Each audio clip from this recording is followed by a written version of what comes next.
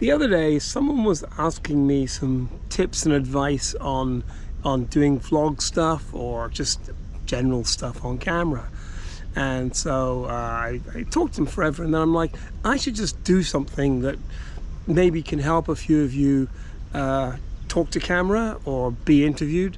So getting right into it. If you're going to be talking to the camera, don't waffle too much. Get to the point, say what you're going to say, and you can actually edit yourself later as well, because if you're editing something and you see a big chunk at the beginning and it's just not going anywhere, just cut it out. Just cut out all that stuff, because who needs it, you know? Don't say the word so. Like, so here we are. You know, it's like, just go, here we are. The word so is just pointless. Unless you're referring to something linguistically that you said earlier, don't ever use the word so. If you're being interviewed, and I mean, I've shot a ton of interviews and I've been interviewed quite a few times, don't ever say, that's a good question. That's a great question. Great question. Great question. Great question. Because even if it is a good question, they're doing their job. You know, it's like just, it's begging for time. It's like, I don't really know what I'm going to say, so I'm going to just stall by saying, that's a good question. Don't do it. If you're going to go on camera, whether it's for yourself or someone else, go to the bathroom, take a quick look at yourself in the mirror. Just make sure your hair is not standing up all over the place. It doesn't matter for the stuff I'm doing on my boat, but if you're going to be interviewed for something like a Zoom call for an interview, just check yourself in the mirror first. For an interview, for a job, an interview for a job, just check yourself first, make sure your hair is in place. For anything visual, the most important thing is getting good audio, because you can fix bad video by putting pictures over it, but you can't fix bad audio. If you've got bad audio, it's bad audio. You can't take the echo out. Maybe in a few years you'll be able to, but you can't right now. Microphones, very important. I quite often use one of these. It's a little USB microphone, and I put it on the computer. If I'm on a call or I'm doing an interview with somebody, I'll plug this in, and it just means about 6 inches, 9 inches away from your mouth, you're gonna get good audio. And there's another way you can do it is use a little lav mic, which clips on here and plugs directly into your camera, or you can get wireless ones these days that are pretty good. But most of the time, to be honest, from my stuff, I'm using the microphone that's actually on the camera, because I'm only about 18 inches from the camera, maybe 2 foot, but that's not much.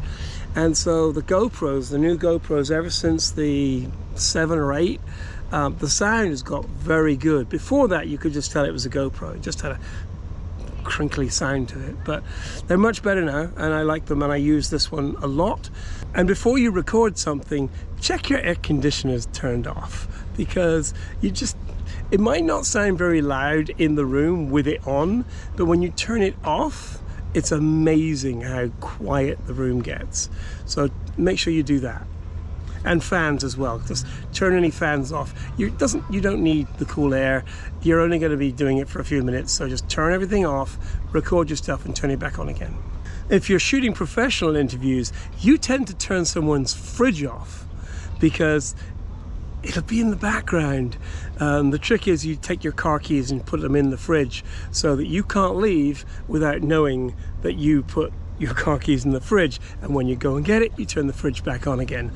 It's an old trick that audio people use, because the last thing you want to do is leave their house with their fridge turned off. You're going to get a very annoyed person on the phone in a few hours. Don't worry too much about the background, because if what you're talking about is compelling enough, like this, you don't really care what's around behind you. You know, it doesn't matter. And if you're using like a phone to record it, don't use that horrible depth of field, blur the background stuff. It looks really distracting. It doesn't look real. You're not shooting a 35mm motion picture where you need to pull focus. Just, it is what it is. Don't worry about it. It's fine. Whatever you've got in the background. I mean, you probably don't want any sex toys in the background, because that's happened before on the BBC, I think. Yeah, don't worry about the background too much. What's more important is the framing of the picture. And I was trying to explain this to someone the other day.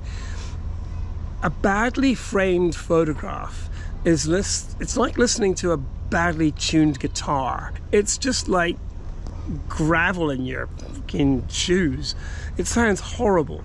So make sure that it's framed correctly. Make sure the whole of the frame is used, unless you're specifically trying to like put someone in a corner.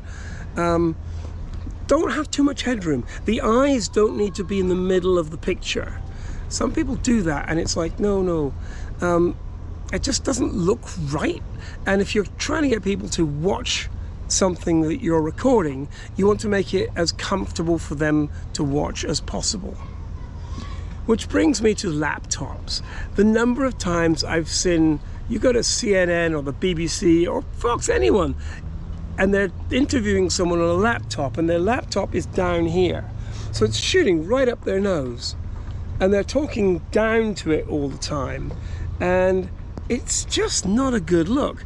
Just put a pile of books up, lift your laptop up, make sure it's around eye level, and then bring it forward so the camera isn't pointing straight at you. Make sure the camera is pointing so that your headroom isn't too great.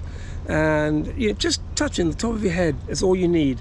Another really important thing is eye line. If you're recording something onto your phone, you're always talking slightly off center because you're watching yourself talk.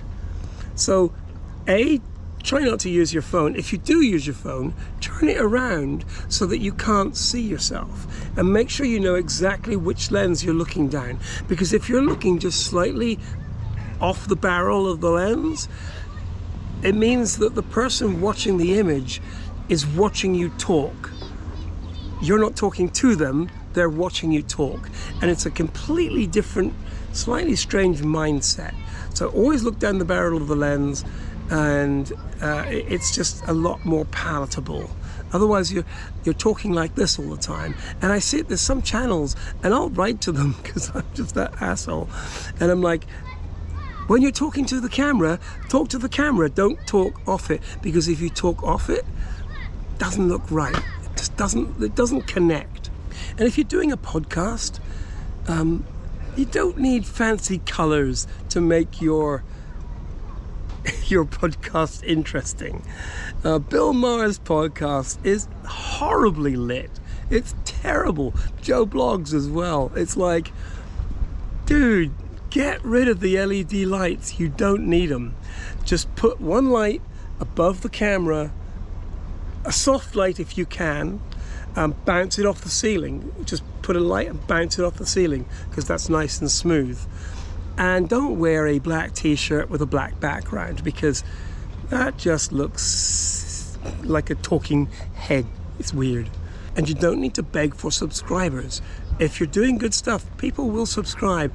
Put a little graphic on it or something, but going, please subscribe, please ring the bell, please comment. I've done it occasionally, but maybe 1 in 10 videos that I do, I'll put something like that in. And I don't get a big jump in subscribers. It doesn't really make much difference. So it's just kind of annoying. So that's just a few very quick suggestions. Not really rules, but because you can always break rules. But if you follow those tips, then the things you do on camera will be better.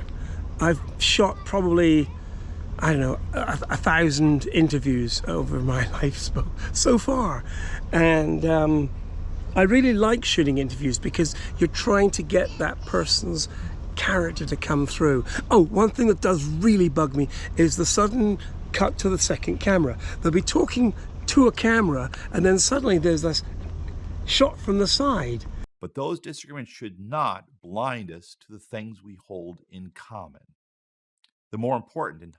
And it's like, why? You don't need it. You have one camera, stare at it. And don't do those silly cut jump ins. They'll say something like this.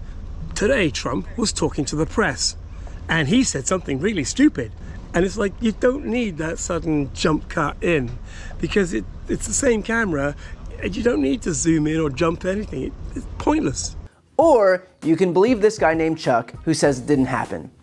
Take all the time you need with that one. In fact, you're not Just say good things. That's the most important thing.